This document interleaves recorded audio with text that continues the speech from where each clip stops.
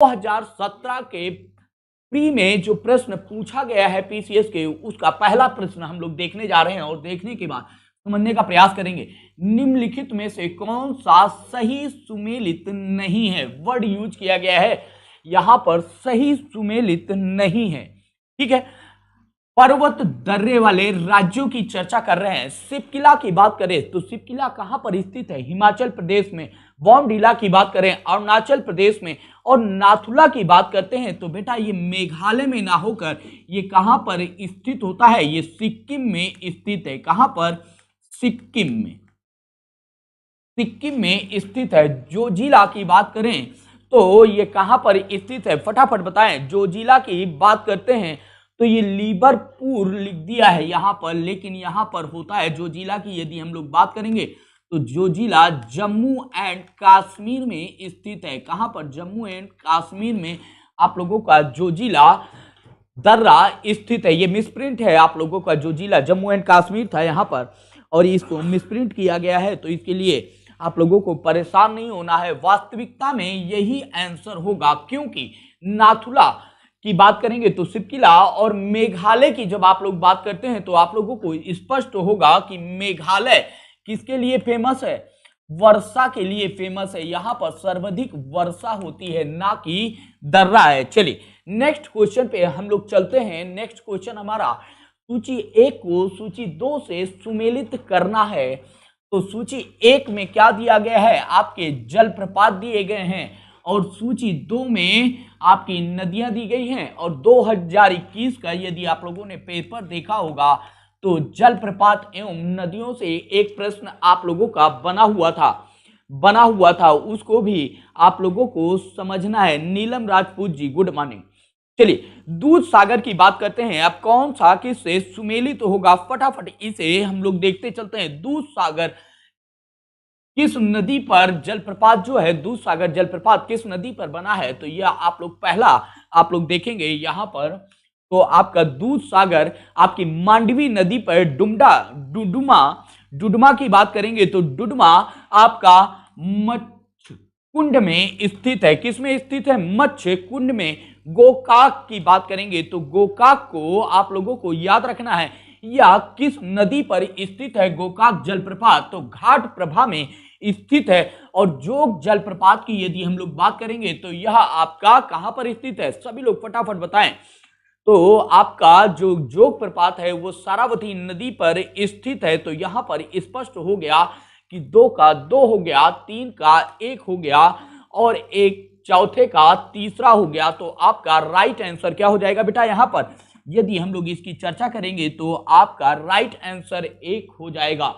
4-2-1-3 आपका right answer होगा। Next part पे हम लोग चलते हैं। 2017 के तीसरे क्वेश्चन, निम्नलिखित पहाड़ी जातियों का पश्चिम, पहाड़ी जातियां नहीं, पहाड़ियों का पश्चिम से पूर्व सही क्रम पहचानिए। सही क्रम की बात कर रहा है, कह रहा है पश्चिम से पूर्व, अर्थात हमें यदि चलना है पश्चिम से पूर्व की तरफ चलना है, तो पश्चिम से पूर्व की तरफ जब हम लोग चलेंगे तो निश्चित रूप से आप लोग एक चीज याद रख लीजिएगा कि आपके यदि हम लोग देखेंगे तो सबसे पहले गारो आएगी, फिर खासी आएगी, फिर जयंती आएगी और फिर नागा आएगी। तो आपका सी ऑप्शन राइट हो जाएगा। इसको ऐसे भी मेंशन करते सकते हैं, गारो, खासी,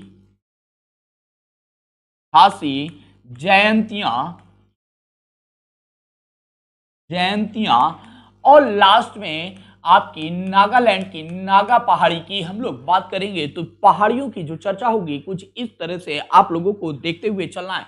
नेक्स्ट पॉइंट की बात करते हैं, सूची 1 को सूची 2 से सुमेलित कीजिए।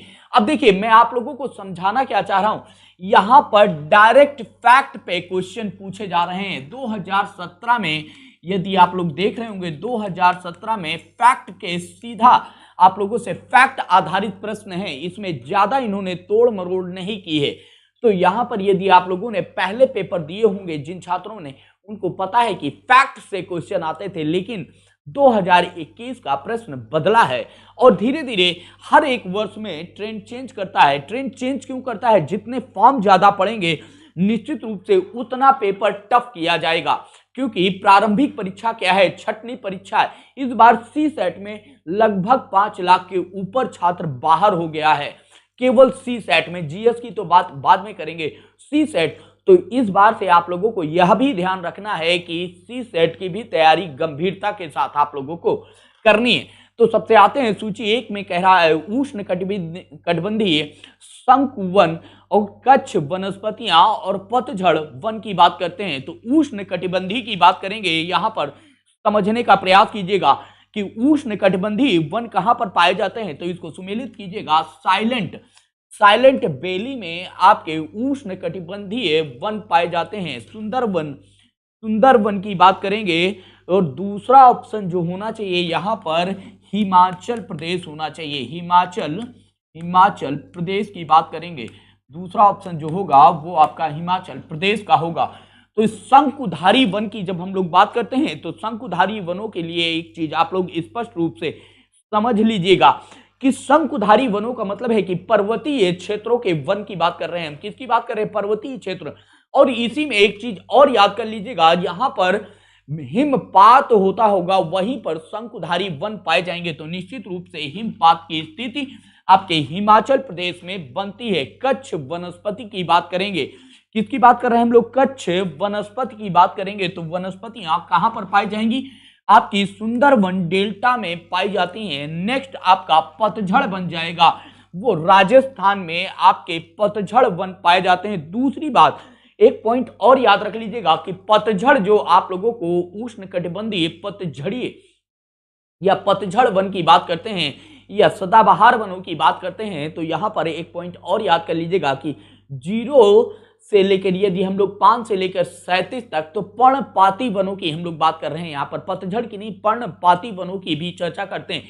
तो आप लोगों को 5 से लेकर 37 डिग्री अक्षांश रेखा पर ये कैसे वन पाए जाएंगे, पर्णपाती वन पाए जाते हैं। और इसका आधार क्या होता है, क्योंकि ये मानसूनी क्षेत्र में पाए जाते हैं। ये वन कहां पर पाए जाएंगे, आपके पर्णपाती वन मानसूनी प्रदेशों में पाए जाते हैं। और भारत, ये मानसूनी प्रदेश आपके गोलार्ध में, आपके गोलार्ध की बात कर रहे हैं, ये पूर्वी छोर में पाए जाते हैं। तो यहां पर अगर थोड़े से कॉन्सेप्ट को आप लोग लगा देंगे तो आप लोगों को क्लियर होता चला जाएगा। तो इसका राइट आंसर क्या हो जाएगा, 4 2 1 3, 4 2 1 3, अर्थात डी ऑप्शन आपका राइट आंसर हो जाएगा। बेटा आपका क्या हो जाएगा, राइट आंसर। वसीम अकरम जी, गुड मॉर्निंग, कैसे हैं आप।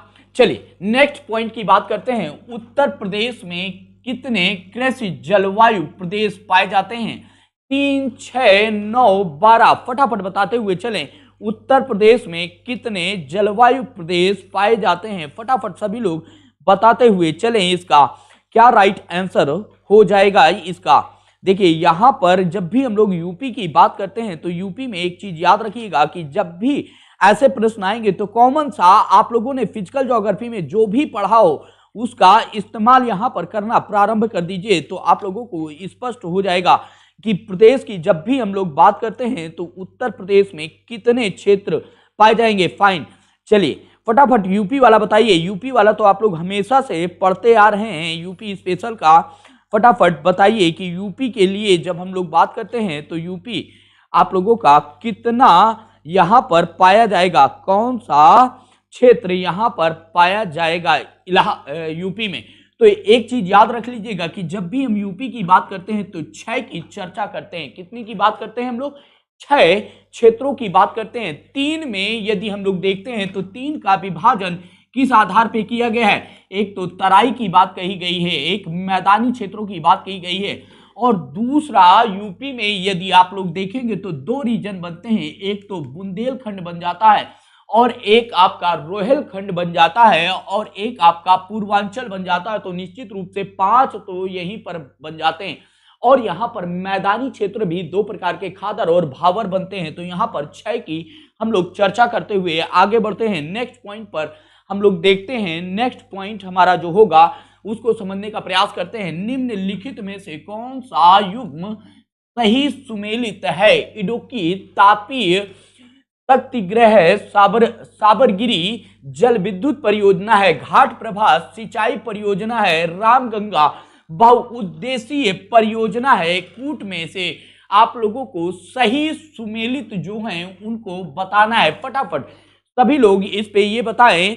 चलिए बहुत अच्छे बेटा, बहुत अच्छे। चलिए नेक्स्ट पे हम लोग आगे बढ़ते हैं और चीजों को समझने का प्रयास करते हैं कि आपके यूपी की बात करें। फटाफट सभी लोग बताते हुए चले।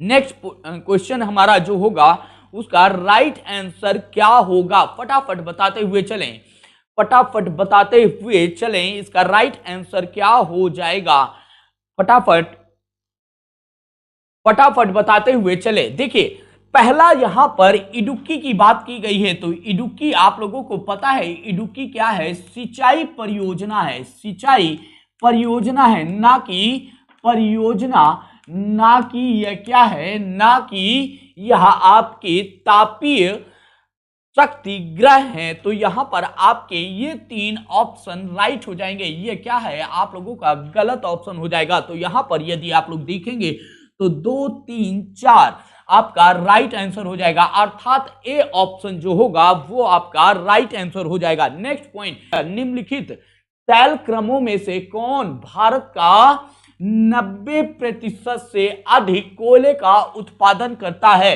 विंध्यन क्रम की चट्टानें, धारवाड़ क्रम की चट्टानें, टर्सरी क्रम की चट्टानें या गोंडवाना क्रम की चट्टानें। फटाफट बताते हुए चले, सबसे ज्यादा कहां पर आपके कोयले का उत्पादन किया जाता है? 90%। तो आप लोगों को पता है कि गोंडवाना क्रम की चट्टानों में सर्वाधिक आपका कोयला पाया जाता है। डायरेक्ट क्वेश्चन है, तो यह भी एक अच्छा प्रश्न है आप लोगों का।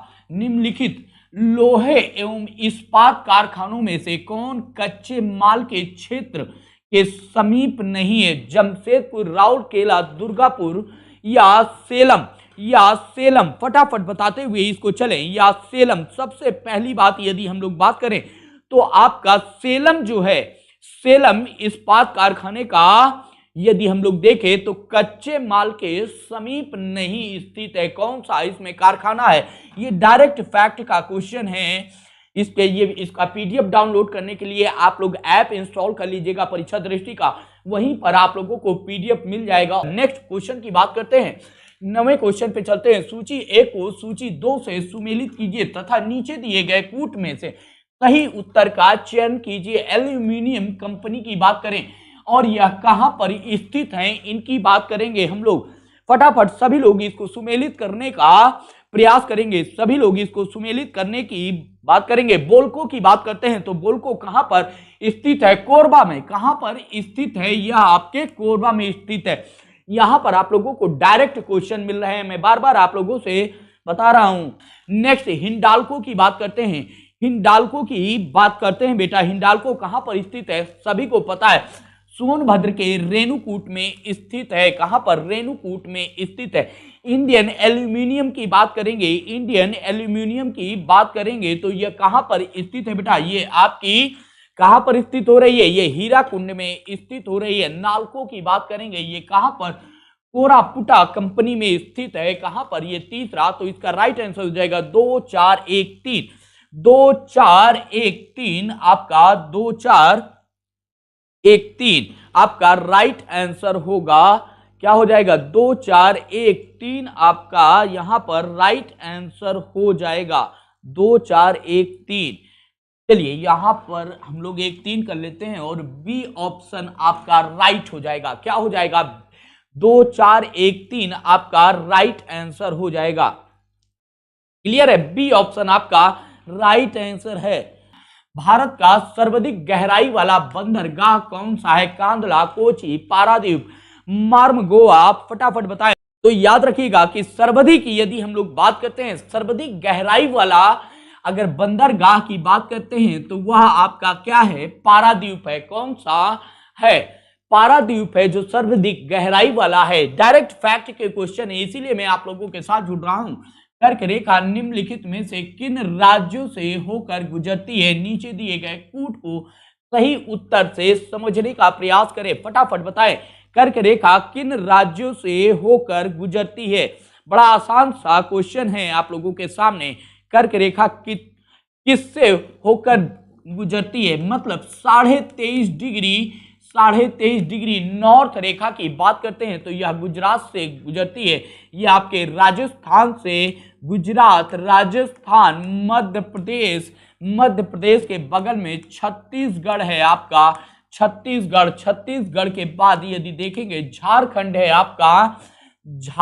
है आपका। इसी के आगे आप देखेंगे झारखंड से पश्चिम बंगाल जाएंगे और पश्चिम बंगाल से आप लोग किधर जाएंगे, त्रिपुरा होते हुए आगे चले जाएंगे। ठीक है, तो यहां से यह उत्तर प्रदेश से नहीं गुजरती है। कहां से नहीं गुजरती है, यूपी से नहीं गुजरती है, बाकी यहां पर सबसे गुजरती है। तो आप लोगों का राइट आंसर ए ऑप्शन जो होगा वो राइट आंसर हो जाएगा, 11 का ए। चलिए निर्मल यादव जी बिल्कुल सही है बेटा, बहुत सही। नेक्स्ट क्वेश्चन की बात करते हैं, निम्नलिखित में से कौन सा सबसे बड़ा पठार है, फटाफट बताइए। सबसे बड़ा पठार कोकिनिको या एक्वेरियस या फिर कोलोराडो या फिर कोलंबिया, कौन सा सबसे बड़ा पठार है? फटाफट सभी लोग बताते हुए इसको चलें कि सबसे बड़ा पठार कौन सा है। आप लोगों को पता होना चाहिए कि कोलोराडो जो आपका पठार है ये सबसे बड़ा पठार है।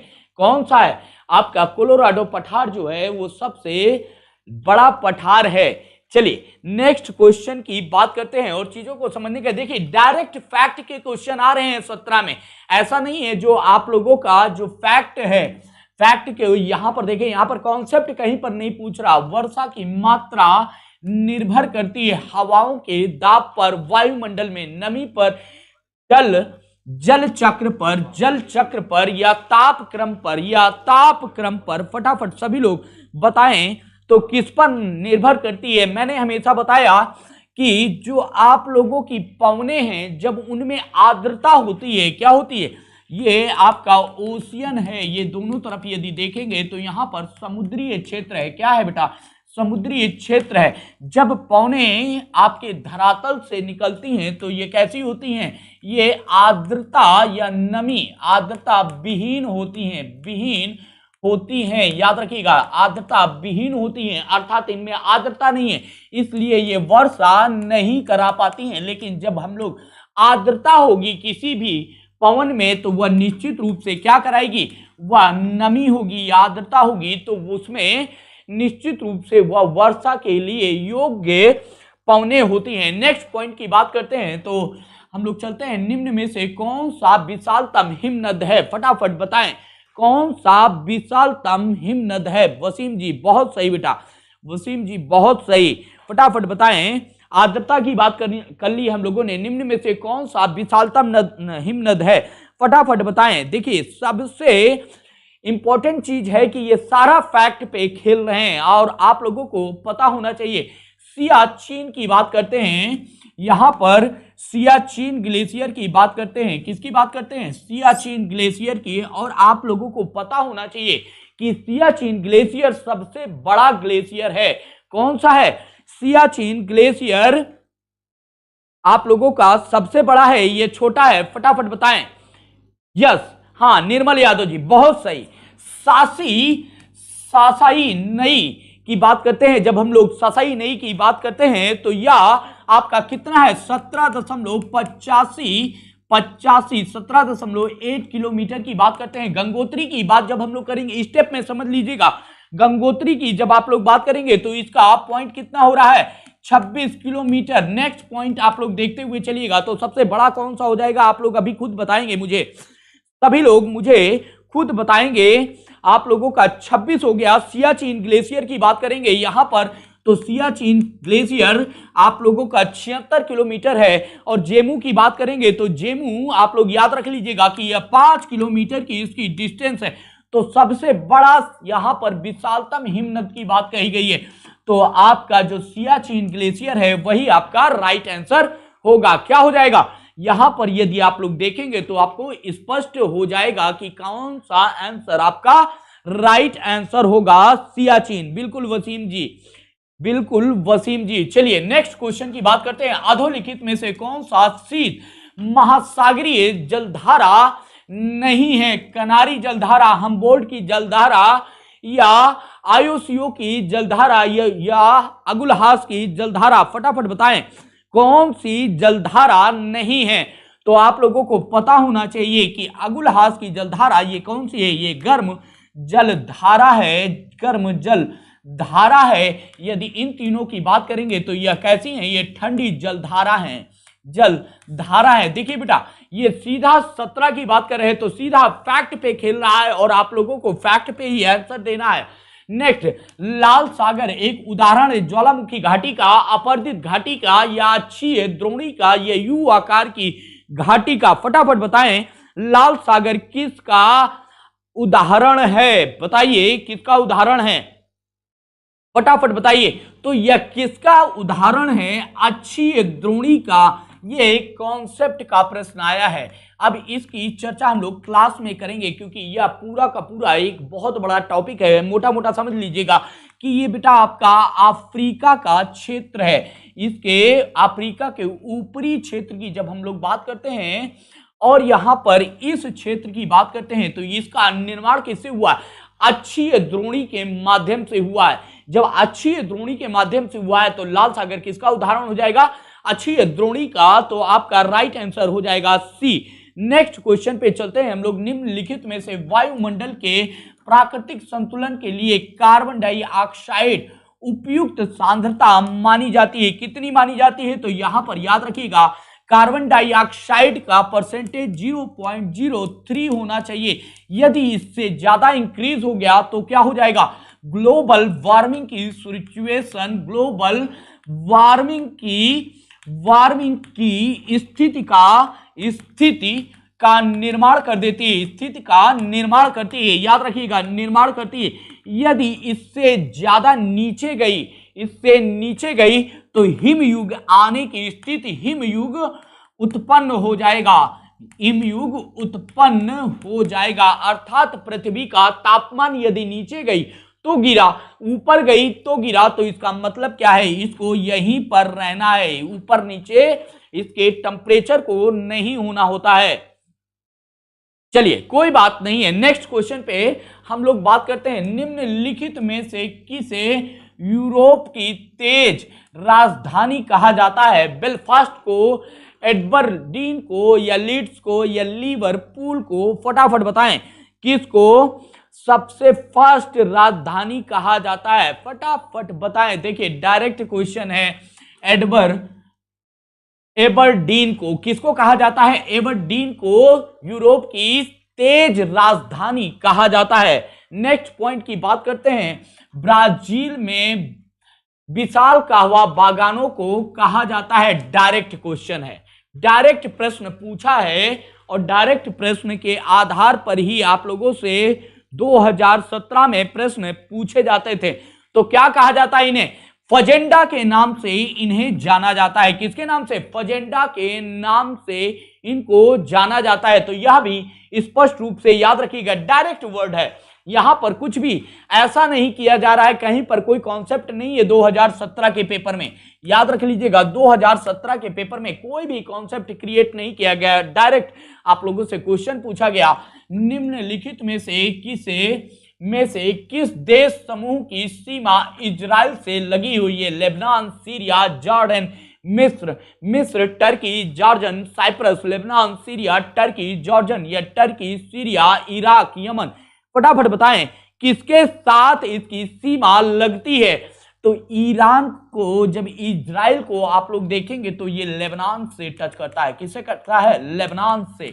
फिर इसके बगल में ही इसका भाई बैठा हुआ है सीरिया, इसको भी, जॉर्डन को भी यह टच करता है। किसको, जॉर्डन से भी यह सीमा साझा करता है और मिस्र से भी यह सीमा साझा करता है। किससे, तो यहां पर देखा जाए तो आपका ए ऑप्शन जो होगा वो राइट आंसर हो जाएगा। नेक्स्ट क्वेश्चन पे यदि हम लोग चलते हैं। निम्नलिखित में से कौन सी नहर जर्मनी में आंतरिक जलमार्ग के रूप में प्रयोग की जाती है, फटाफट बताएं कौन सी नहर, फजेंडा, बिल्कुल कि कौन सा आंतरिक जलमार्ग के लिए प्रयोग की जाती है। तो किसको किया जाता है, लुडविग्स नहर को, लुडविग्स नहर को यूज किया जाता है आंतरिक जलमार्ग के रूप में। नेक्स्ट पॉइंट पे चलते हैं। निम्नलिखित युग्मों में से कौन सा सही सुमेलित नहीं है? अब यहां पर नहीं वर्ड यूज किया गया है, तो ये आप लोगों को याद रखना है कि कौन सा सही सुमेलित नहीं है। तो गिनी बिसाऊ की बात करें तो यह कहां पर है, फटाफट बताएं। बिसाऊ राजधानी है, ताइवान की राजधानी की यदि बात करें तो ताइपेई है, और निकारागुआ की राजधानी की बात करें तो मानागुआ है, और आपकी मालदीव की राजधानी की बात करें तो यहां पर माले है। क्या है? माले है। कौन सी? मालदीव की राजधानी माले है। तो यहां पर ये सी ऑप्शन आपका सुमेलित नहीं है। सूची 1 को सूची 2 से सुमेलित कीजिए। खार्तूम, ब्राज़ाविल या रॉटरडम या पेरिस। और दूसरी सूची जो नदी है जेरे, नील, ये जेरे नहीं जायरे होना चाहिए। यहां पर कौन सी नदी होनी चाहिए? जायरे होना चाहिए इस क्षेत्र में। चलिए जेरे, नील, सेन, राइन की बात करते हैं। फटाफट इसको सुमेलित करते हुए बताइए। तो खार्तूम की बात करेंगे तो कहां से, खार्तूम किस नदी से जुड़ती है? फटाफट बताएं। खार्तूम किस नदी से जुड़ती है? फटाफट, खार्तूम है ये, खार्तूम। खार्तूम की बात करेंगे तो यह नील नदी से जुड़ेगी। ब्राज़ाविल की बात करेंगे, ब्राज़ाविल की बात करें तो यहां ब्राज़ाविल आपकी किस नदी से जुड़ती है? तो जेरे नदी से जुड़ती है। फटाफट नोट करते हुए गए चलिएगा। रॉटरडम की बात करेंगे, रॉटरडम किससे कनेक्ट होती है? फटाफट बताते चलते हैं। फटाफट रॉटरडम की बात करेंगे तो आपके राइन से जुड़ेगी। किससे जुड़ेगी? राइन से जुड़ेगी। तो यहां पर आपका चौथा हो गया। और पेरिस सेन से जुड़ती है। तो 2 1 4 3, 2 1 4 3 आपका राइट आंसर क्या हो जाएगा बेटा? ए। ये पूरा फैक्ट प्रोसेस है, यहां पर कहीं पर भी कोई कॉन्सेप्ट नहीं यूज किया जा रहा है। नेक्स्ट, 2001 की जनगणना के अनुसार निम्नलिखित राज्यों में से जनजातियों की संख्या प्रतिशत की बात कर रहा है। उत्तर प्रदेश, बिहार, तमिलनाडु, केरल। फटाफट बताएं कि यहां से आप लोगों को प्रश्न बताते हुए चलना है। सभी लोगों को फटाफट बताते हुए चलें कि जनसंख्या की बात कर रहा है। तो यहां पर आप लोगों को यह भी समझना है कि कहां से यह पूछ रहा है। फटाफट सभी लोग बताते हुए चलें कि जनसंख्या, फटाफट बताते हुए चलें कि सबसे ज्यादा ट्राइब्स कहां पर पाए जाते हैं। फटाफट बताएं इसमें सबसे ज्यादा ट्राइब्स कहां पर पाए जाते हैं। तो फटाफट इसका बताएं कि सबसे ज्यादा हिसाब से न्यूनतम है, कुल जनसंख्या के प्रतिशत में न्यूनतम की बात कर रहे हैं। फटाफट बताएं। तो यहां पर ट्राइब्स की बात कर रहा है। तो यह कौन सा न्यूनतम हो जाएगा? आपका उत्तर प्रदेश। नेक्स्ट पॉइंट की बात करें, 2011 की जनगणना के अनुसार निम्न में से किस राज्य में जनसंख्या में कमी आई है? तो किस राज्य में जनसंख्या में कमी आई है? आपका नागालैंड है, मणिपुर है, त्रिपुरा है, सिक्किम है। फटाफट बताएं कि इसमें सबसे ज्यादा कमी आई है। देखिए 2011 की बात कर ले, इससे पहले हम लोग 2001 में सबसे ज्यादा जनसंख्या वृद्धि किसमें हुई थी? नागालैंड में। और 2011 में -0.6% में ये चला गया है। और ये सबसे कम जनसंख्या या सबसे कम जनसंख्या वृद्धि, या कह लीजिए कि सबसे कम जनसंख्या किसकी है? नागालैंड की। चलिए नेक्स्ट पॉइंट की बात करते हैं। निम्न 2 कथन दिए गए हैं। विश्व स्वास्थ्य संगठन के अनुसार 1993 में विश्व में 6.5 मिलियन मृत्यु छुआछूत की बीमारियां के कारण हुआ था। स्वास्थ्य नियोजन के बिना नगरीकरण के कारण इस प्रकार की बीमारियां फैली थी। फटाफट बताएं, इस प्रकार की बीमारियां फैली थी। कूट की बात करें, ए और आर दोनों सही हैं, ए आर दोनों ही सही हैं, परंतु आर ए की सही व्याख्या नहीं करता। ए सही है परंतु आर गलत है, ए गलत है परंतु आर सही है।